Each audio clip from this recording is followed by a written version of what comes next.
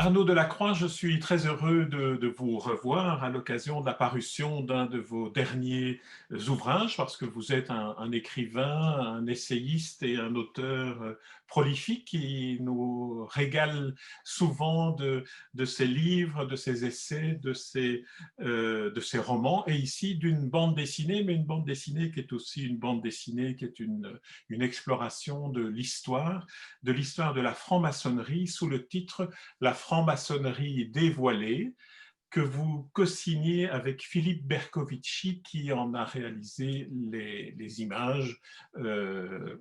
Et donc, nous allons entrer, si vous le voulez bien, dans ce livre que nous ne pourrons pas évoquer dans toutes ses dimensions. Mais ma première question portera sur la démarche qui vous a conduit à consacrer un livre sous forme de bande dessinée à la franc-maçonnerie, à l'histoire de la franc-maçonnerie. Et en deuxième lieu, dans la même question, qu'est-ce que cela vous a appris de plus ou d'inattendu de devoir traiter un sujet aussi vaste, aussi complexe, par le biais de la bande dessinée, et en particulier avec ces petites ajouts d'humour de Bercovici à l'intérieur des histoires? Waouh, c'est vaste comme question. Bon, les circonstances d'abord. En fait, c'est une rencontre avec un ami qui s'appelle Piotr Rosinski, qui est le fils de Grégor Rosinski, le créateur de la bande dessinée Torgal, qui est une des séries vedettes aux éditions du Lombard.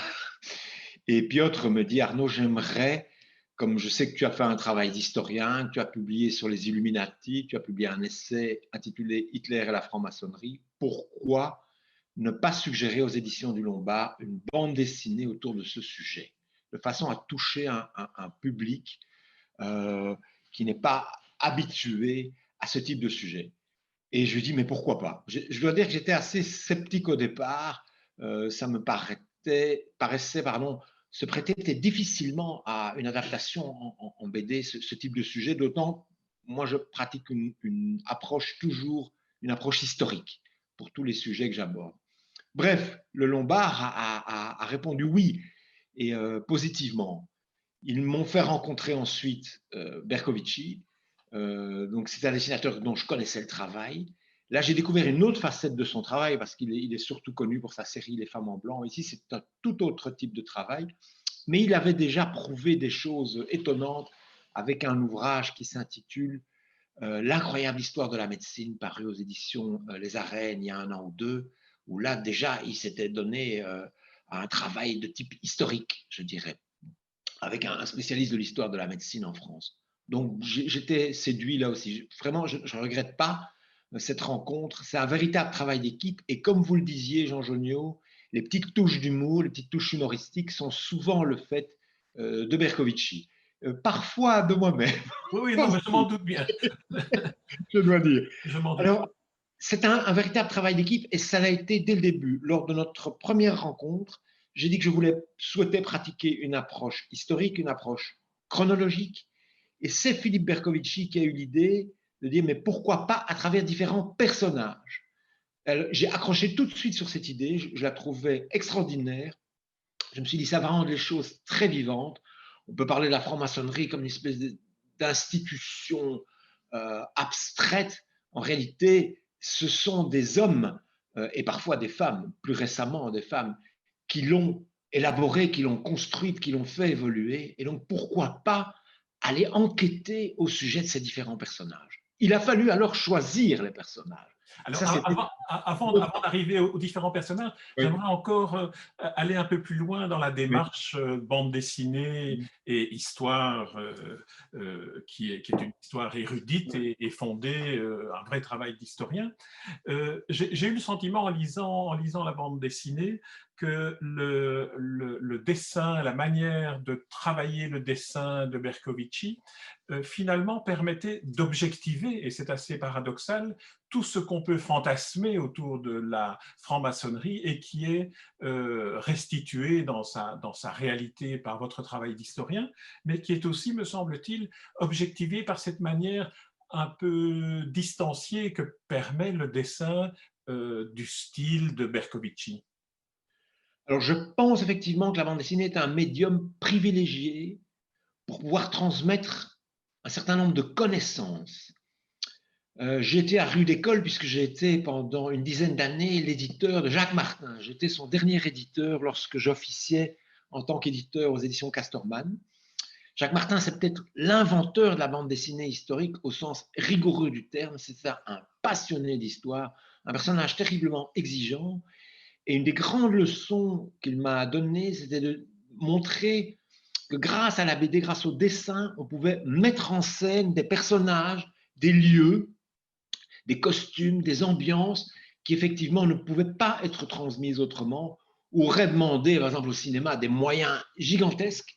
Et là, on peut être plongé effectivement dans une réalité antérieure et de la manière effectivement la plus distanciée, la plus objective possible. Mon travail, ça a été de transmettre aussi au dessinateur et à la coloriste, parce qu'il faut souligner, c'est un Absolument. travail d'équipe, au sens où il y a une coloriste, C'est Sylvie Sylvie Sabater, Sabater. voilà, qui a fait un travail assez Absolument. exceptionnel, je trouve. Alors moi, je suis très, très content de son travail. Et bien, de leur transmettre à tous les deux, au dessinateur et à la coloriste, des éléments historiques, visuels aussi, donc des illustrations anciennes, des tableaux anciens. Prenons un exemple très, très concret. À un moment donné, un des 18 personnages, c'est Mozart. On dispose heureusement d'un tableau qui représente la loge dans laquelle Mozart et ses frères maçons se réunissaient à Vienne. Et ce tableau, il est très très important. Et donc, Bercovici a pu travailler à partir de ce tableau qui fait l'objet d'une page entière dans l'album. Et la coloriste également a pu s'en inspirer. Absolument. Alors, il y a une autre série de bandes dessinées qui date de mon enfance ou de ma jeunesse, à laquelle je n'ai pas pu m'empêcher de penser. Ce sont les histoires de l'oncle Paul, par Ah, l'objectivité par laquelle des portraits de personnages sont racontés, mais aussi par le fait que le dessin apporte une sorte de plongée dans la réalité de l'époque. oui, oui, oui, tout à fait. Mais écoutez, moi, je suis un lecteur de bande dessinée depuis mon tout jeune âge. Et je vais vous faire une confidence. Pendant des années, quand j'étais vraiment très jeune, je n'ai lu que de la BD. Et bon, je me suis rattrapé depuis.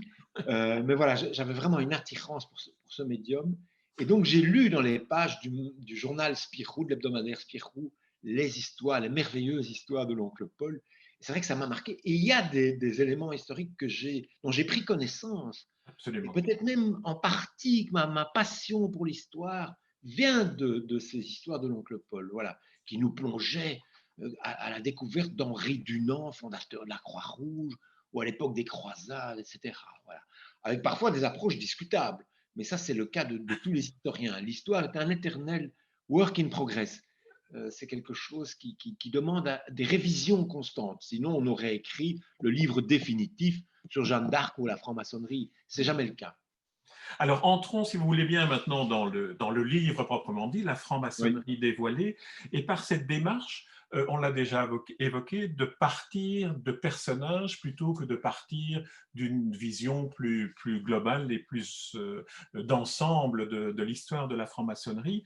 Alors comment avez-vous fait le choix de ces 18 personnages, dont certains sont évidemment connus universellement? Vous venez de citer Mozart, mais on pourrait aussi en citer d'autres qui sont universellement connus. Mais par contre, vous en avez identifié quelques-uns qui ont un rôle particulier dans l'histoire, en particulier, pour commencer par lui, le premier, Villard de Honnecourt, qui est le premier dans la chronologie de l'histoire que vous nous racontez. J'ai choisi Villard d'Honnecourt pour nous plonger en plein Moyen Âge parce que c'est un maître maçon du médiéval. C'est pas un franc-maçon au sens moderne du terme, puisque la maçonnerie dite spéculative, qui n'est plus la maçonnerie opérative, celle des maçons de métier. Euh, Villard d'Honnecourt, c'était un architecte, peut-on dire, avant la lettre, un maçon de métier, autrement dit, et qui a laissé, je l'ai choisi lui parce qu'il a laissé un carnet de dessins et de notes exceptionnels, qui est un témoignage extraordinaire, d'ailleurs, qui a fasciné au XIXe siècle le grand architecte redécouvreur de l'architecture médiévale, euh, euh, Viollet-le-Duc. comment? Viollet-le-Duc, oui, oui. Viollet-le-Duc, voilà. Personnage fascinant que je me suis permis d'ailleurs de mettre en scène à la fin du chapitre consacré à Villard de Honnecourt. Voilà. Et donc Villard de Honnecourt n'est pas un maçon proprement parlé. Par contre, j'ai une théorie personnelle à ce sujet, c'est que les maçons médiévaux, et ça c'est dû à l'état d'esprit particulier des médiévaux, à la mentalité médiévale, avaient déjà un sens du symbole, un sens du symbolique. Leur métier n'est pas purement matériel. Tout geste qu'effectue le médiéval, que ce soit le geste du laboureur, ou le geste du peintre, ou celui de l'architecte, ou celui du musicien, ou de l'homme de guerre, ou du marchand. Je me suis beaucoup intéressé aux écrits de Marco Polo, par exemple, dans Grand marchand médiéval. Marco Polo, c'est extraordinaire dans ses écrits. On voit qu'il effectue des négociations en tant que marchand. C'est aussi un explorateur, mais il a l'impression aussi, il a le sentiment fort de participer à une mission de type spirituel. Voilà. Il y a une dimension dans la mentalité médiévale. Tout geste matériel s'accompagne d'une dimension symbolique et spirituelle. C'est ce que j'ai voulu montrer à travers ce personnage de Villard de Honnecourt. Le choix des 18 personnages, pour revenir à votre question initiale, a donné lieu à de très très nombreuses discussions. Je voulais que ces personnages représentent des jalons dans l'histoire de la maçonnerie, qu'ils aient chacun à leur manière fait évoluer les choses. Voilà, qu'ils aient été créatifs ou qu'ils aient au contraire contré, qu'ils aient participé à ce qu'on appelle l'anti-maçonnisme, qui est aussi ancien que la maçonnerie elle-même. C'est pour ça que je me suis permis de mettre en scène quelques personnages qui ne sont pas maçons, comme par exemple Heinrich Himmler, qui était quelqu'un qui était fasciné par la maçonnerie, mais qui était un anti-maçon virulent, ou d'autres beaucoup plus ambigus et ambivalents, comme Léo Taxil, mystificateur au XIXe siècle, qui lui a été initié maçon et puis qui s'est récusé et qui a commencé à effectuer tout un travail de mystificateur par rapport à la maçonnerie. Je voulais aussi que ces personnages nous permettent de voyager. La maçonnerie, ce n'est pas une affaire franco-française. C'est né vraisemblablement, d'après les recherches les plus récentes, en Écosse. Ça a très rapidement contaminé l'Angleterre voisine. Et puis de l'Angleterre, c'est arrivé sur le continent. Et puis dans le Nouveau Monde, je mets en scène par exemple un Benjamin Franklin, et on se retrouve là dans l'Amérique bientôt indépendante, etc. Et à la fin, j'ai mis en scène un personnage contemporain, j'y tenais beaucoup, quelqu'un qui vit aujourd'hui, ici et maintenant, d'ailleurs à Bruxelles, et qui voyage à travers le monde, et qui a réalisé un film documentaire exceptionnel, puisqu'il a fait un tour du monde en 80 loges aujourd'hui, et il montre que la maçonnerie indienne, la franc-maçonnerie en Inde, ce n'est pas exactement la même chose que la maçonnerie au Mali, ou en Ukraine, ou en Belgique, ou en France. Voilà. Je voulais aussi qu'il y ait cette dimension internationale, planétaire. Et ça, c'est le dernier portrait de la série des 18, c'est Tristan Bourlard, qui effectivement, avec ce tour du monde, nous montre le côté universel de la franc-maçonnerie aujourd'hui et montre aussi, est une sorte de synthèse de tout ce que nous avons lu auparavant avec les 17 autres personnages, en identifiant des priorités dans certaines zones géographiques que vous identifiez, comme la convivialité dans le monde anglo-saxon, la spiritualité dans la Scandinavie, les combats sociaux aussi en Europe du Sud et le cosmopolitisme en Inde. Il y a quelques personnages qui nous montrent justement ces aspects multiples au cours de l'histoire. Mais j'aimerais qu'on revienne, si vous voulez bien, brièvement sur Villard de Honnecourt pour évoquer un aspect que j'imagine que ceux qui nous écoutent n'ont pas lu votre livre et ne connaissent pas nécessairement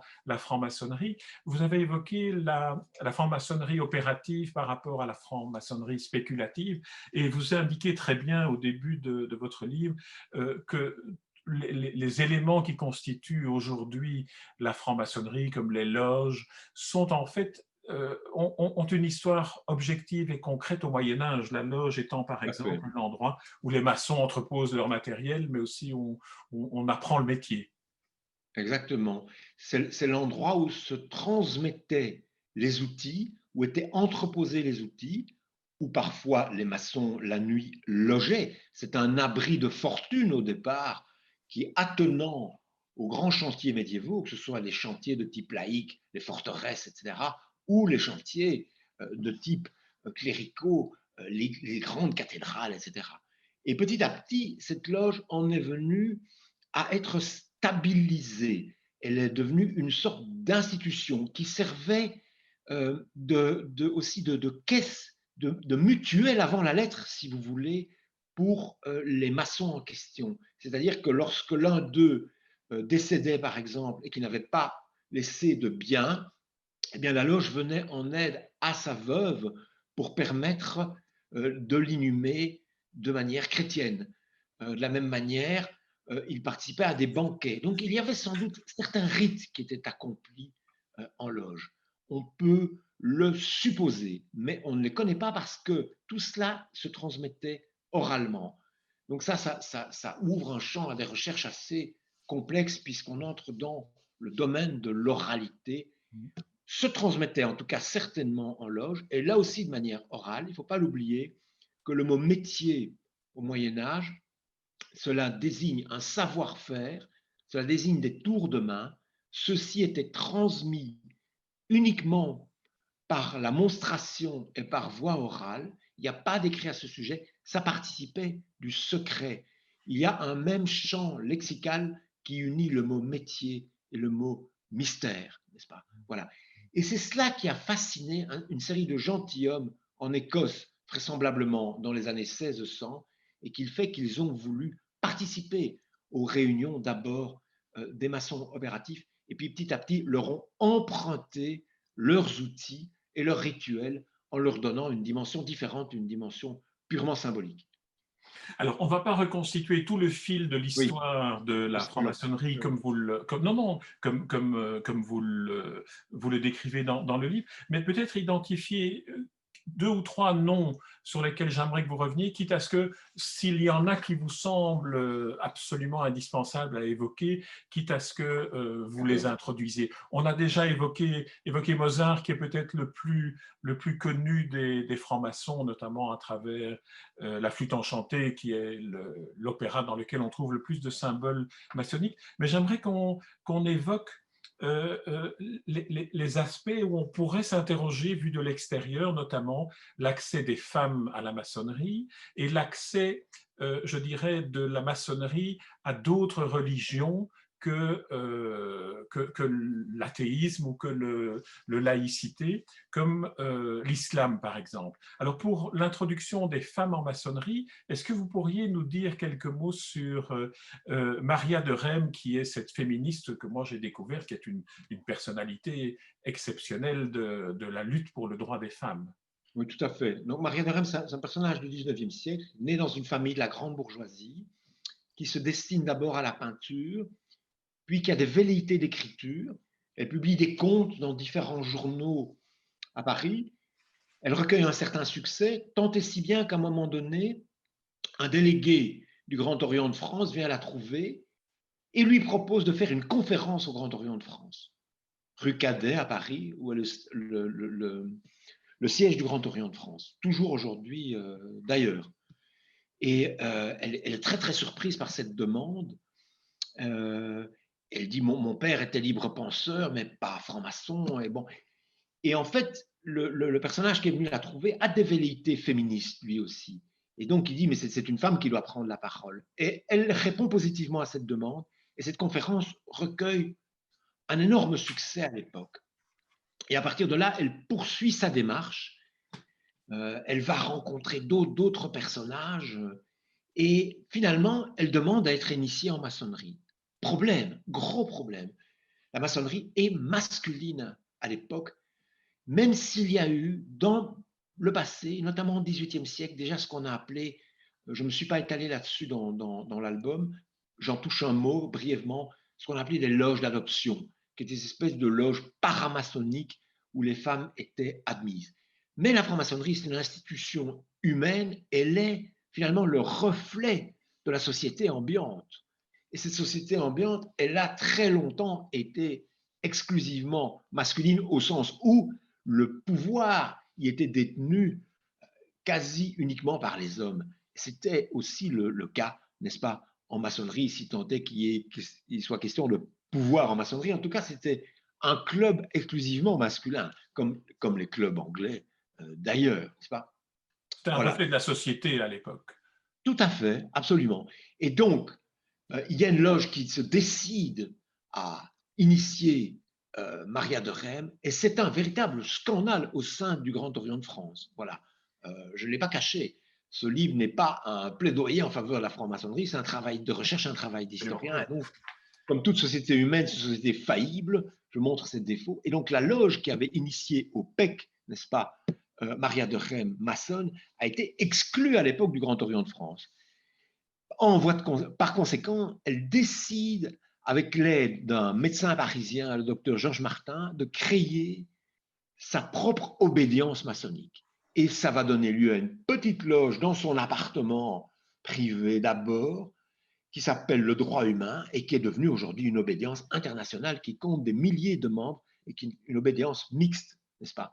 Voilà, les choses ont fait beaucoup, beaucoup de chemin depuis lors. Mais donc, je pense qu'il fallait mettre le doigt là-dessus et citer ce personnage étonnant, surprenant, qui a fait vraiment évoluer les choses en maçonnerie, puisque on vient de l'apprendre tout récemment. Si le Grand Orient de France a admis la mixité il y a déjà quelques années, c'est le cas du Grand Orient de Belgique depuis quelques jours seulement. Absolument, absolument. Alors, l'autre élément, l'autre personnage pour lequel j'aimerais que vous disiez quelques mots, parce que j'ai trouvé que c'était un des portraits les plus poignants de l'ensemble des 18 portraits, c'est celui de Rudyard Kipling, dans lequel vous évoquez aussi, vous mentionnez aussi un très beau poème universaliste, plaidoyer pour la tolérance entre les civilisations, entre les peuples, entre les croyances. Et j'aimerais que vous nous en disiez quelques mots sur le parcours de Rudyard Kipling tel que vous le racontez dans la maçonnerie. Alors, je savais que Kipling était franc-maçon. Il a laissé énormément d'allusions à la franc-maçonnerie à travers toute son œuvre, n'est-ce pas? Et le cas le plus célèbre, c'est ce fameux récit qui s'intitule L'homme qui voulut être roi et qui a été porté à l'écran avec dans les rôles titres Donald Sutherland, Michael Caine, pardon, et Sean Connery, qui est maçon et écossais. Et ce texte tout à fait étonnant, là les allusions à la franc-maçonnerie sont transparentes. C'est parfois beaucoup plus discret. Par exemple, dans le livre de la jungle, il y en a beaucoup, beaucoup, mais là, elles sont sous-jacentes et très discrètes. Par exemple, Mowgli est un enfant qui a été adopté par les loups, et en franc-maçonnerie, il est question parfois d'enfants adoptés, n'est-ce pas, qui sont des enfants de maçons qu'on adopte lors d'une certaine cérémonie, et on les appelle les louveteaux. Voilà, il y a donc là toutes sortes de références. Ce que j'ai découvert en enquêtant au sujet de Kipling, en effectuant des recherches, en lisant différentes biographies et son autobiographie aussi, c'est qu'en réalité, il n'a participé aux réunions maçonniques qu'on appelle des tenues que durant quelques années. De la même façon, je m'imaginais Kipling vivant en Inde pendant quasi toute son existence. C'est faux. Il a vécu un peu plus d'une dizaine d'années en Inde. D'abord enfant et puis ensuite au début de l'âge adulte. Mais tant la maçonnerie que l'Inde l'ont marqué de façon indélébile. Et donc on va retrouver ces éléments-là. Il a été fortement impressionné dans les deux cas et on va les retrouver à travers ses œuvres des années plus tard. Et il y a notamment ce fameux poème qui va dédier à sa loge mère, comme il l'appelle, la loge où il a été initié en Inde, près de Lahore, et où régnait une ambiance effectivement de type cosmopolite, une ambiance universaliste, où se croisait aussi bien un limonadier musulman que lui, Kipling, qui est d'origine anglaise, qui est plutôt un agnostique, je dirais, et puis des gens qui, eux, sont croyants. La maçonnerie n'est pas... Alors ça, c'est un stéréotype, quelque chose qui serait de manière uniforme, anticléricale, athéiste, etc. Ce n'est pas le cas. Vous citiez tout à l'heure l'islam. J'ai mis en scène également dans l'ouvrage, c'est un des 18 personnages, Abdelkader, qui est considéré souvent comme le père fondateur de l'État algérien, qui est un musulman extrêmement croyant, qui a laissé des écrits spirituels, je les ai lus, tout à fait fascinants, mais qui a aussi été initié en franc-maçonnerie. Mais la franc-maçonnerie de l'époque, ne l'oublions pas, et c'est toujours le cas dans les pays anglo-saxons, dans ce qu'on appelle les loges régulières, n'est-ce pas? eh bien, et c'est écrit dans les constitutions maçonniques d'Anderson, un texte fondamental que je mets également en scène dans l'album, nul ne peut entrer en maçonnerie s'il est athée ou libertin, n'est-ce pas? Voilà. Et or, le Grand Orient de France, en 1877, a pris la décision d'admettre au sein des loges maçonniques eh bien, des personnes qui seraient agnostiques ou athées. Et c'est pourquoi la maçonnerie française et continentale en général est considérée comme irrégulière par la maçonnerie anglo-saxonne, où il faut être croyant, mais c'est la croyance dans un sens très très large, n'est-ce pas? Voilà, ça peut être croyant aussi bien au plan religieux que dans un sens qui ne soit pas nécessairement religieux non plus, mais je pense que le message est très très important et le poème de Kipling en parle très très bien parce qu'on touche là peut-être à un fondamental, à ce qui est l'origine et la valeur de cette institution puisqu'elle s'est créée en Écosse d'abord, mais surtout en Angleterre après, au XVIIe siècle, à une époque où régnait, et c'était le cas dans toute l'Europe, un climat extrêmement tendu au plan politico-religieux, où les anglicans, les calvinistes, les catholiques, etc., s'affrontaient, s'étripaient même, n'est-ce pas? On sortait de ce qu'on appelait les guerres de religion. C'est une période terrible dont on n'aime pas trop parler en Europe, mais qui s'est soldée par des millions de morts.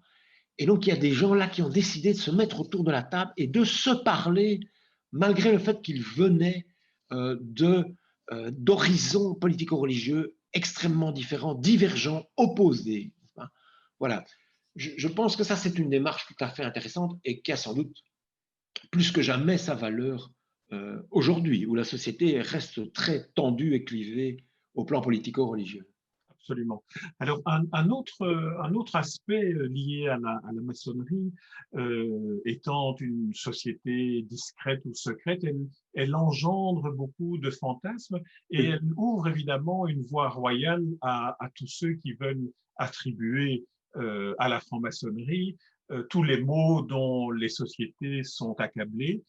Ça a été le cas pour évidemment les nazis, le régime nazi et Himmler notamment, en instaurant dans un même amalgame le complot judéo-maçonnique. Mais ça a été aussi le cas d'autres qui étaient comme Léo Taxil, qui était vraiment le promoteur d'une série de mythes et de fake news déjà à l'époque sur la maçonnerie en inventant des éléments qui ont continué à subsister dans les croyances reliées à la maçonnerie, notamment ces rites paladiques et toute cette fantasmagorie autour des rites menés dans les loges. Alors, pouvez-vous nous dire quelques mots sur Éléotaxile d'une part et l'ensemble de ces contre-vérités reliées à la maçonnerie? Léo Taxil, de son véritable nom, Gabriel Jogan Pagès, n'est-ce pas, est originaire de Marseille. Et donc, je le mets en scène dans l'album. Je montre que tout jeune déjà, c'est quelqu'un qui adore ce que vous appelez les fake news, effectivement, les mystifications, les fausses nouvelles. Et très jeune déjà, il écrit à une série de journaux marseillais en disant qu'on a repéré des requins dans la rade de Marseille. Et alors, ce qui provoque sa jouissance, n'est-ce pas? C'est vraiment une opération très particulière, c'est de voir que des opérations de police sont montées à l'époque, et même l'armée intervient pour partir à la recherche de ces requins. Voilà, c'est les dents de la mer avant la lettre. Absolument. Voilà. Il est ensuite initié maçon.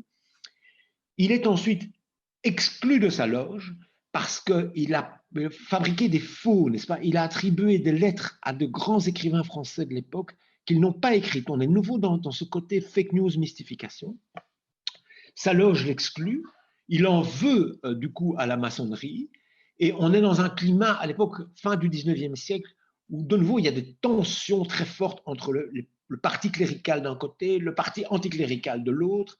Et il lance à Paris une librairie anticléricale, etc.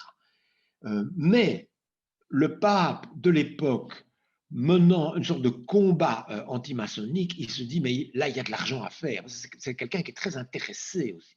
Et donc, il commence à publier des ouvrages qui se veulent, qui se présentent comme des révélations au sujet de rites secrets au sein de la maçonnerie. Effectivement, ça fait fond sur ce dont vous parliez tout à l'heure, c'est-à-dire le côté discret et parfois secret, effectivement, de l'institution maçonnique. Et donc, il imagine des rites quasiment, carrément, je veux dire, lucifériens. Voilà. Et tout ça a un succès énorme. Ces ouvrages sont des best-sellers. Je m'en suis procuré certains, et ça vaut le détour parce qu'il y a des illustrations, des gravures, n'est-ce pas, qui annoncent le surréalisme. C'est fabuleux. On voit mis en scène le diable en personne au sein de certaines loges, etc. Bon, des femmes qui sautent à travers des cerceaux. Enfin bon, c'était extraordinaire. Ça va prendre des proportions énormes puisqu'il est même reçu au Vatican, il est reçu par le pape. Son discours est validé par l'Église catholique au plus haut niveau. Et puis, lors d'un congrès antimaçonnique qui a lieu à l'époque, eh bien, il y a quand même des évêques, et en particulier un cardinal allemand qui se dit, mais c'est pas possible, tout ça, ça n'est pas crédible, et qui exige des preuves vraiment concrètes. Et là, Taxil est mis au pied du mur, il est acculé, et il dit, je ferai des révélations dans quelques mois. Et quelques mois plus tard, le jour de Pâques, dans une salle à Paris, il dévoile le fait que tout ça est une supercherie, n'est-ce pas? C'est un énorme scandale à l'époque. Et il a porté préjudice à la maçonnerie parce que un certain nombre de ces fantasmes au sujet du côté luciférien, du côté sataniste, parfois même des fantasmes au sujet de la pédophilie, etc., vont continuer à se transmettre. On va dire il n'y a pas de fumée sans feu, etc. Et de l'autre côté, il a porté préjudice aussi à l'Église catholique, puisqu'il avait été pris au sérieux au sujet de ces supercheries. Et je dois dire qu'il ne manque pas d'imagination. Voilà.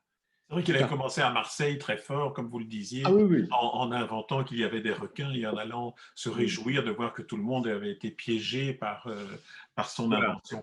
Alors, Plus l'autre tard, personnage, je le mets encore en scène à Genève, et là, il aperçoit des ruines d'une cité lacustre, n'est-ce pas, dans le lac. au fond d'un lac, et Ouais. des journalistes vont venir enquêter à ce sujet. Vous voyez, bon, c'est vraiment très particulier comme état d'esprit, comme tournure. Alors, en ce qui concerne Himmler, Oui. qui constitue un des portraits que vous évoquez aussi, là, évidemment, on entre dans toute cette période où la maçonnerie est considérée comme étant à la base d'une conspiration d'une part et d'autre part une population à détruire.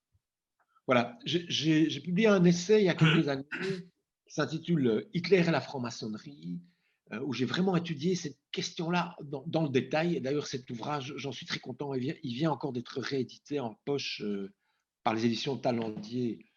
Euh, voilà, il est remis en place là maintenant, donc c'est une coïncidence qui me fait très très plaisir. Et je montre là d'où Hitler, avant de parler d'Himmler, il faut parler d'Hitler, Mais tire sa conception de la franc-maçonnerie.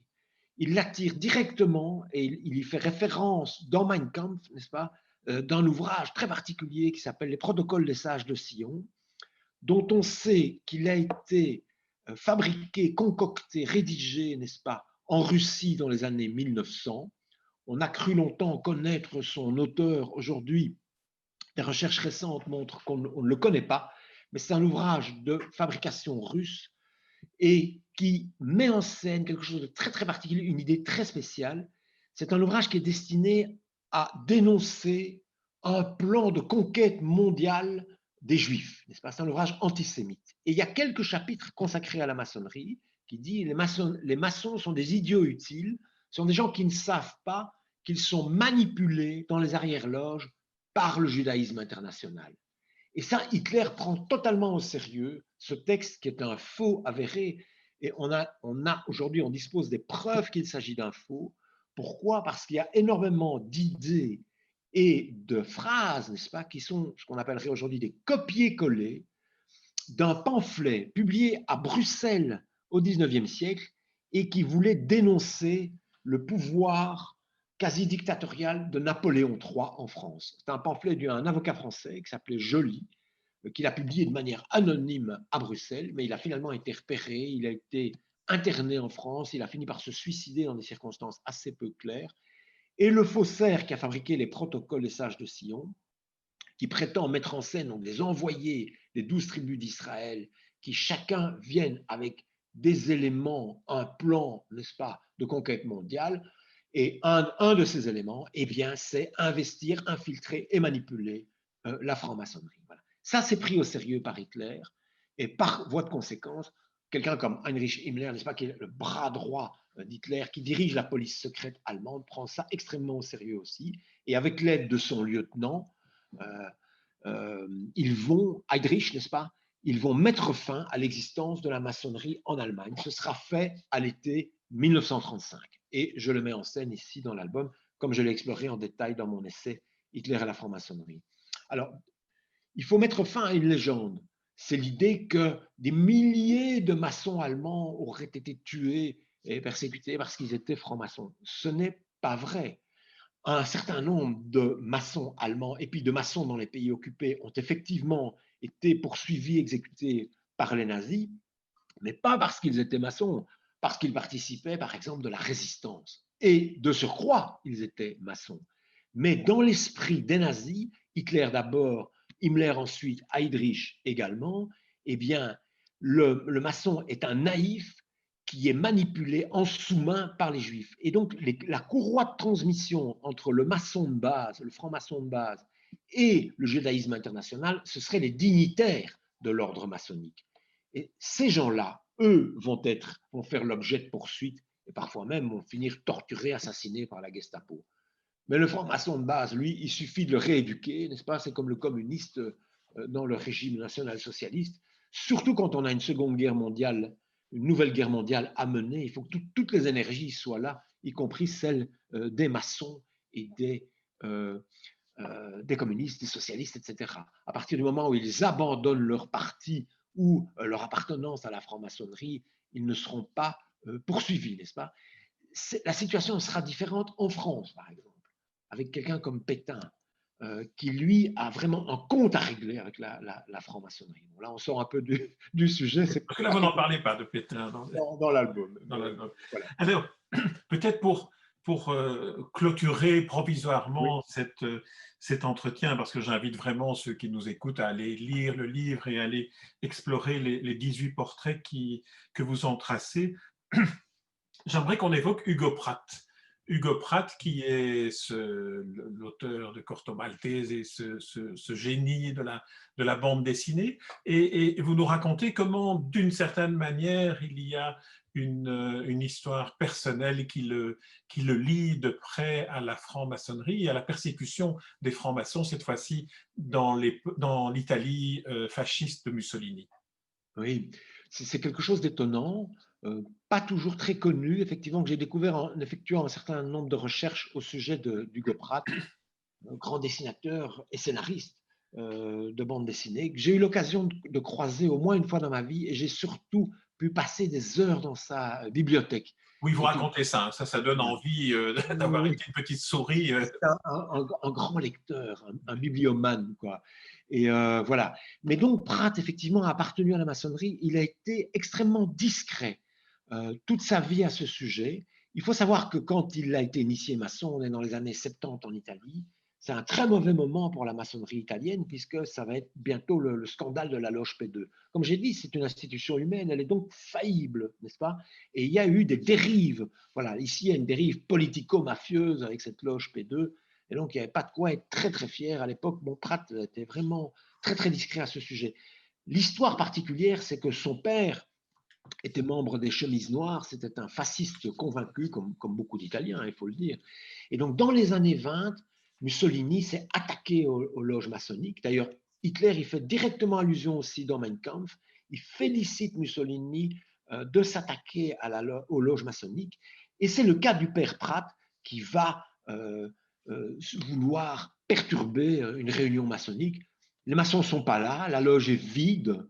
Et par contre, il va s'emparer d'une épée de cérémonie, ce qu'on appelle une épée flamboyante, parce que la lame se présente comme une sorte de flamme, n'est-ce pas? Et il va conserver cet objet qu'il a volé dans une loge maçonnique. Et lorsque Hugo Pratt, son fils, le fils de Orlando Pratt, va se faire initier, eh bien, il remettra cette épée dans la loge où il sera initié. Donc c'est vraiment une espèce de retour de flamme, c'est le cas de le dire.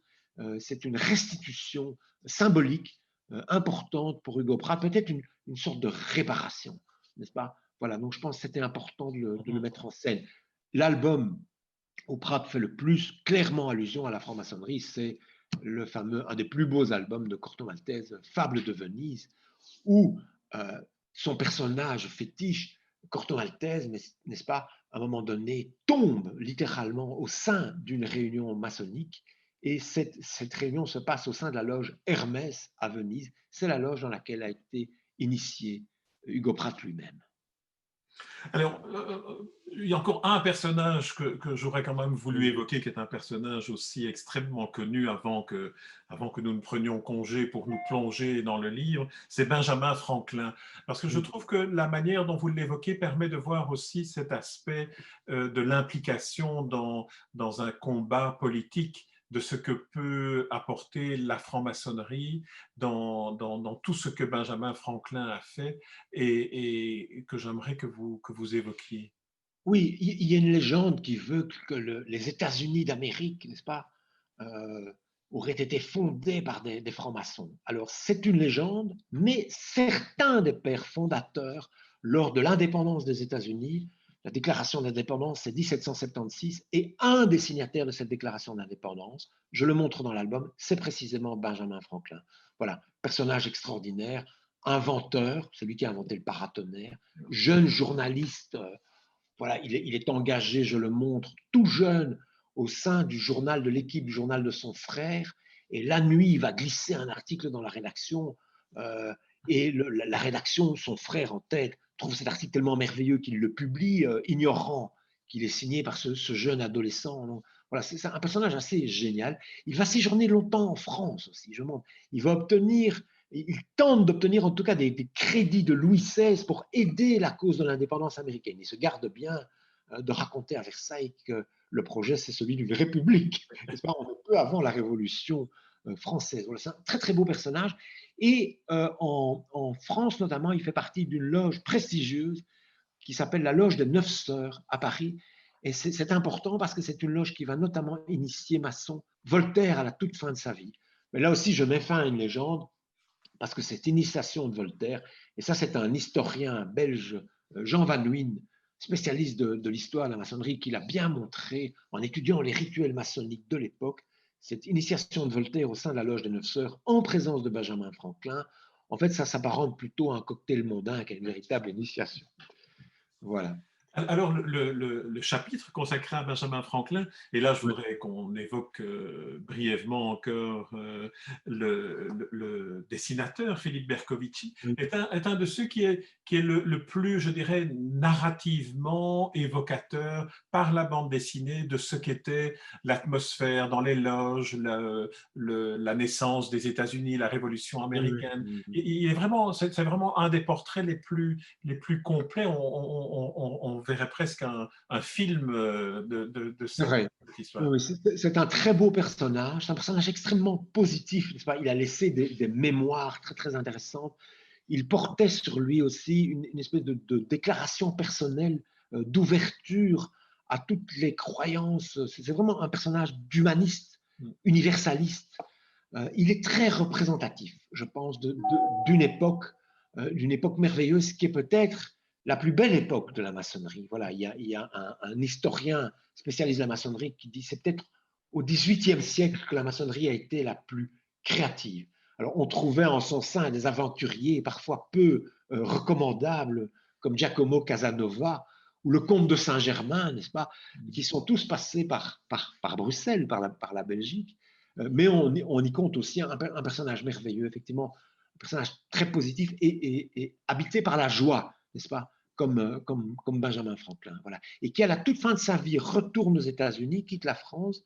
Il a été l'un des premiers ambassadeurs des États-Unis en France. Il retourne aux États-Unis. Et là, il consacre encore ses dernières forces à lutter contre l'esclavage. C'est extraordinaire. On est bien avant la future guerre, ce que nous appelons la guerre de sécession, que les Américains appellent la Civil War, la guerre civile aux États-Unis. C'est effectivement un des plus beaux personnages de ce recueil. Je suis bien d'accord avec vous à ce sujet.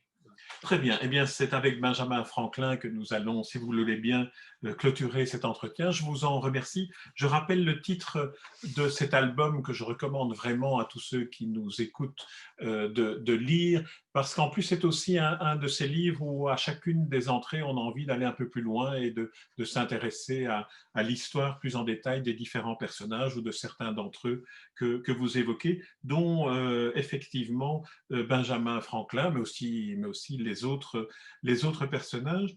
Alors, j'invite tous ceux qui nous écoutent à se plonger dans ce livre et je vous remercie pour l'entretien que vous nous avez accordé. Merci beaucoup Arnaud Delacroix. Merci à vous.